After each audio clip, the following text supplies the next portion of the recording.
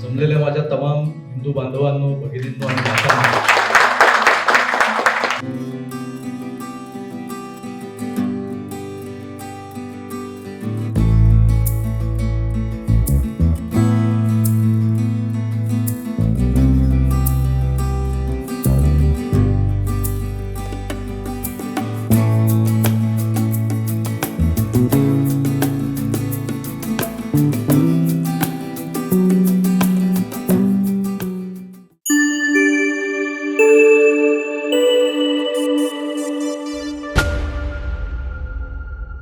जमलेल्या माझ्या तमाम हिंदू बांधवांनो, भगिनींनो आणि मातांनो,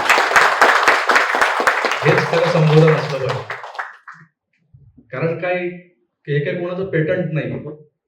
मी हिंदू, तुम्ही हिंदू, आणि जर तुम्हाला संबोधताना मी माझ्या हिंदू बंधूंनो, बांधवांनो आणि भगिनींनो, मातांनो म्हटलं तर काय त्यात वावगं नाही. प्रत्येकाच्या मनात एक हिंदुत्व असेल कुठेतरी लपलेलं. तर माझं हिंदुत्व काय आहे ते मी बऱ्याचदा माझ्या व्हिडिओज मधून मी बोलत आलेलो आहे, आणि ते व्यक्ती दरगणिक बदलत जातं. तुमच्या मनातलं हिंदुत्व, तुमच्या शेजारी बसलेल्याच्या मनातलं हिंदुत्व, यात नक्कीच फरक असणार आहे.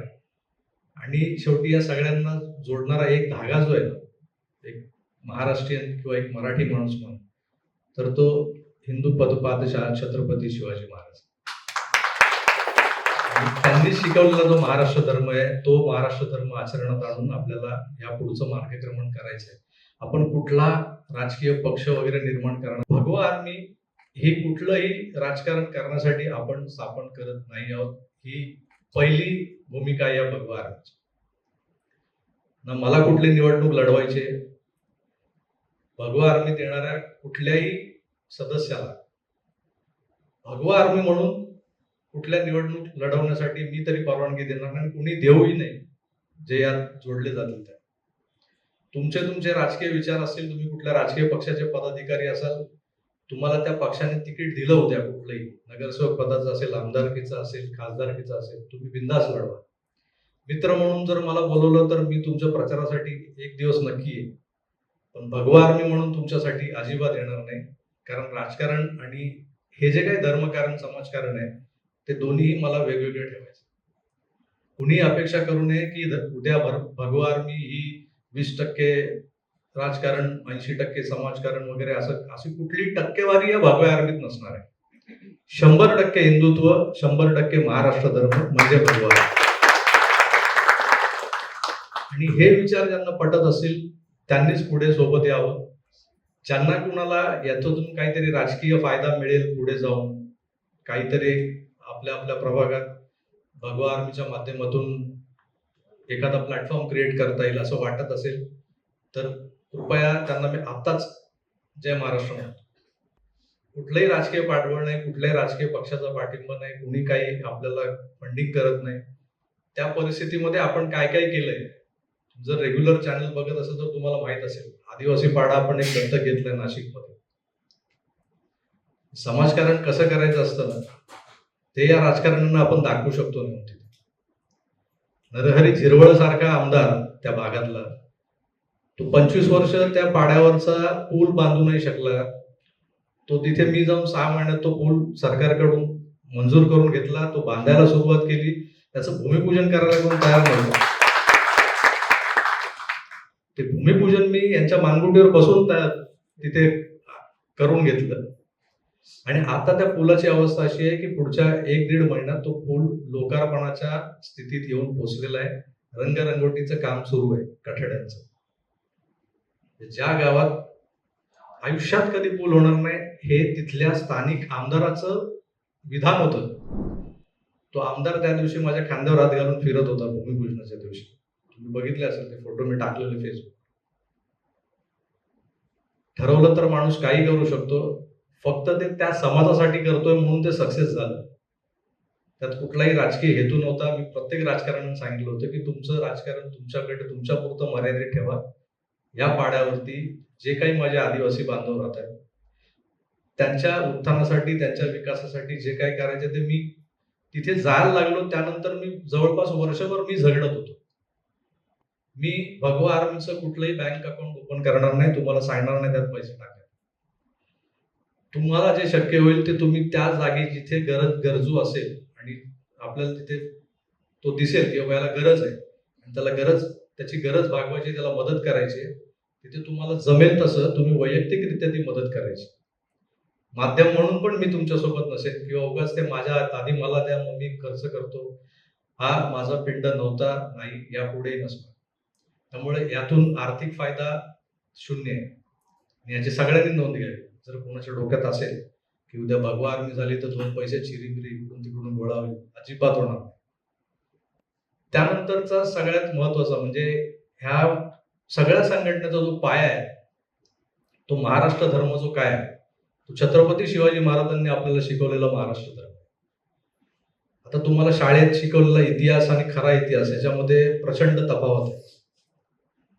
म्हणजे तुम्हाला म्हणण्यापेक्षा मलाही, मी तुमच्याच मागे पुढे शाळेत गेलेलो असेल. त्यामुळे आपल्या इतिहासाच्या पुस्तकात जे काही शिकवलं होतं तोच खरा इतिहास होता का? तर नाही, त्याच्यापेक्षा प्रचंड वेगळा इतिहास आहे. आज छत्रपती शिवाजी महाराज हे बंगालच्या निवडणुकीनंतर तिथल्या एखाद्या चौकात 20x25चा एक मोठा फ्लेक्स लावला जातो छत्रपती शिवाजी महाराजांच्या नावाने. तो छत्रपती शिवाजी महाराज माझा राजा होता, महाराष्ट्राचा, जिथे मी जन्मलो. अभिमान वाटला पाहिजे आपल्याला की आपण महाराष्ट्रीयन आहोत, आपण मराठी आहोत आणि त्यांनी शिकवलेला महाराष्ट्र धर्म घेऊन आपण पुढे चालू.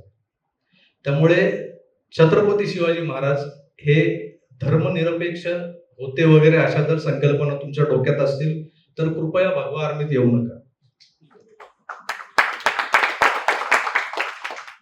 त्यांनी मुघलांना संपवण्यासाठी जन्म घेतला होता.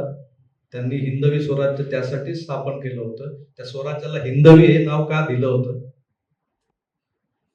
याचा जर थोडाफार अभ्यास बऱ्याच लोकांना, तुमच्यापैकी बरेच जे आता ग्रुपवर मी काही ज्या चर्चा ऐकल्या, दारुल अरब वगैरे, तर इस्लाम बद्दल जर एवढं सखोल ज्ञान असलेले लोक आपल्यासोबत आहेत तर त्यांना आपला महाराष्ट्राचा इतिहासही तेवढाच माहीत असायला हवा. त्यांना आपला खरा भारताचा इतिहासही तेवढाच माहिती असायला हवा, असं मी समजून चालतो. हा खरा इतिहास माहीत नसेल तर तो आपल्या भगव्या आर्मीतल्या प्रत्येक सदस्याला समजावून सांगण्याचं कामही आपल्याकडून होणार आहे. आपण हे सगळं का करतोय तर टप्प्याटप्प्याने आपल्या या गोष्टींना आपण पुढे एक एक मनोरा आपण रचत जाणार आहोत. असंच कधीतरी एक उठलो आणि चला आता आपण एक भगवा आर्मी स्थापन केली आणि घ्या तलवारी हाती आणि निघा आता मुंडकी कापत, तसं काही नाही. आपली जेव्हा ऍक्च्युअल संघटना कार्यरत होईल तर सगळ्यात आधी त्या संघटनेत सदस्य झालेल्यांचं एक प्रशिक्षण होईल, बौद्धिक, मानसिक, शारीरिक सगळ्या बाबतीत. आणि त्यात आधी सगळ्यात जर काही शिकवलं जाणार असेल तर तो या भारताचा, या हिंदुस्थानाचा खरा इतिहास. आपल्याला शाळेतल्या पाठ्यपुस्तकात काय शिकवलं गेलं तर मुघलांचा इतिहास शिकवला. आपला इतिहास नाही येतो, आपल्या राजांचा इतिहास नाहीये, हिंदू राजांचा इतिहास नाही. त्यामुळे पहिल्यांदा आपला इतिहास शिकायचा आहे आणि जो इतिहास आपण जर शिकलो तरच आपल्याला आपल्या देशाचा भूगोल कळेल. आणि भूगोल एकदा कळला आपल्याला तर आपल्या सीमारेषा कुठपर्यंत होत्या याचाही आपल्याला ज्ञान आहे. ऑटोमॅटिकली आपण तेवढा प्रचंड व्यापक असा विचार करायला लागू आणि मग खऱ्या अर्थानं आपला जो समाज आहे किंवा आपल्याला जे काही आपल्याला काय करायचंय आता किंवा आपण एकत्र येऊन आपल्याला कुठली क्रांती करायची आहे, काय कुठली सरकार उलथवायची तर नाही. सरकार आपापल्या जागी आहेत, ते त्यांचं राजकारण करतायत, ते त्यांचं समाजकारण करतायत, त्यांच्या पद्धतीने वागतायत. तरी सुद्धा कुठेतरी तुम्ही जिथे राहता तुमच्या प्रभागामध्ये काहीतरी अडचणी निर्माण होतात, कुठेतरी आपला हिंदू बांधव चेचला जातोय, कुठेतरी चिरडला जातोय, त्याला काहीतरी त्रास होतोय, त्याला मदत करायची इच्छा असूनही आपण करू शकत नाही कारण मी एकटा जाऊन काय करू असा पहिला प्रश्न तुमच्या मनात होतो. तर आता तुम्ही एकटे नाही तर पूर्ण आर्मी तुमच्या सोबत असणार आहे, हा एक विचार, थॉट प्रोसेस या मागे असणार आहे. मग हे आर्मी उठसूट कोणी फोन केला तर चला रे मारामाऱ्या करायला यासाठी नाहीये, हे पण लक्षात ठेवा. कसं करायचं, काय करायचं, सगळ्या गोष्टी आपण शास्त्रशुद्ध पद्धतीने करणार आहोत. भगवा आर्मी शास्त्रासह शस्त्र हे सुद्धा आपलं विधान एक असणार आहे त्याच्यामध्ये. पण ते शस्त्र कुठे वापरायचं याचं शास्त्र असतं, ते शास्त्र आधी आपल्याला शिकावं लागणार आहे आणि ते इथे आपण शिकणार आहोत. फक्त तुमची तयारी आहे का, तुमची मानसिकता कितपत झालेली आहे. प्रत्येकाचे वेगवेगळे विचार असतात, प्रत्येकाच्या मनातलं हिंदुत्व वेगळं असतं. तर राजकारणात काही लोक म्हणतात की शेंडी दानव्याचं हिंदुत्व आहे, घंटा पाडव्यांचं हिंदुत्व आहे, आणखीन काय काय कसलं कसलं हिंदुत्व आहे. तसं काही नाही. हिंदुत्व हे सोयीस्कररित्या वापरलं जातं. आता जे काही आपल्याला दिसतंय ते फक्त पक्षनिष्ठ हिंदुत्व आहे. राष्ट्रनिष्ठ हिंदुत्व शोधायचं आपल्याला आणि त्यासाठीच आपण इथे एकत्र आलेलो आहोत. छत्रपती शिवाजी महाराज की जय. छत्रपती संभाजी महाराज